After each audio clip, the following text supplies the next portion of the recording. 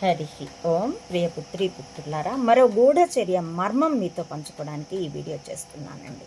స్వాతంత్రం 1947లో వచ్చిన నాటి నుండి నెహ్రూ మరణానికి ఒక 6 నెలల ముందు వరకు, చైనా యుద్ధంలో భారత ఓటమి వరకు అది నెహ్రూ నాయకత్వానే జరిగింది. సైనికులకి పంపబడిన చలి దుస్తులు, బూట్లు కలకత్తా వీధుల్లో, కమ్యూనిస్టు రాష్ట్రమైన కలకత్తా వీధుల్లో అమ్మబడ్డాయి. అల్టిమేట్గా భారతీయ సైనికులు చైనా చేతిలో చిత్తుగా ఓడిపోయారు. అప్పటికి కానీ ఆ కలల మనిషి కలలు దిగలేదు. ఎందుకంటే బాటన్ భామ వలలో ఆ పంజరంలో చిక్కిన చిలక ఆ రహస్యం బయటపడుతుందని.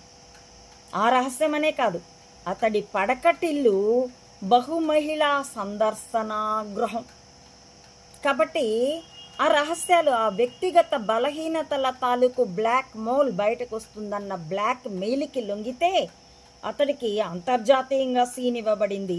ప్రచ్ఛన్న శిబిరాలైనటువంటి అమెరికా, రష్యాలకి రెండింటికి మధ్యస్థంగా అలీన సిద్ధాంతాన్ని నడిపి వెలిగిపోయాడు.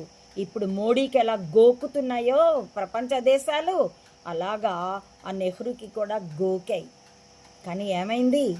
అంతటి దేశద్రోహానికి పాల్పడినందుకు తర్వాత రియలైజ్ అయినా సరే ఆ పాపానికి ఆ కర్మఫలము అనుభవిస్తారు, ఈ పుణ్యానికి ఈ కర్మఫలము జన్మాంతరాల్లో అనుభవిస్తారు. ఆ పాతకానికి మాత్రం అతడి వంశం సర్వనాశనమైంది కదా.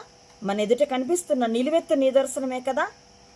ఇటలీ, ఆ నెహ్రూ అనబడేవాడి ముని మనవడు, ఇటలీ శాల్తీ కడుపున పుట్టినవాడు రాగుల్ బాబా, అతడు భారతీయుడు కూడా కాకుండా పోయాడు. ఇది వంశం సర్వనాశనం అవ్వడం అంటే అర్థం.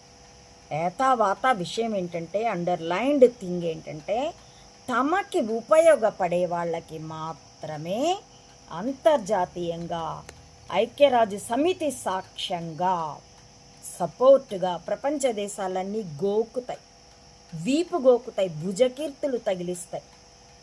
యాంటోనియో మైనోకి కూడా తగిలించాయి. అత్యంత ప్రభావశీల మహిళ, 100 ర్యాంకుల్లో 20 లోపల ఉండేది. న్యూయార్క్ టైమ్స్ అలాంటి పత్రికలు చేసిన సర్వేలు, ఇచ్చిన బిరుదులు. ఐక్యరాజ్య సమితి సర్వసభ్య సమావేశంలో ఈ ఇటలీ గాంధీ, మోహన్ దాస్ గాంధీ గురించి ప్రవచనం కూడా చెప్పింది. 10th పాస్ కానీ పీకే ఆ పెద్దక్క. చదువులు రావు, స్పయింగ్ చాలా వచ్చు. ఆ శాల్తీని కూడా ఇప్పుడు మోడీ ఏపాటికి తెగ గోకి పారేశారు. భారత సందర్శనకు వచ్చిన ప్రతి దేశాధ్యక్షుడు మన్మోహన్ని కూడా పట్టించారు.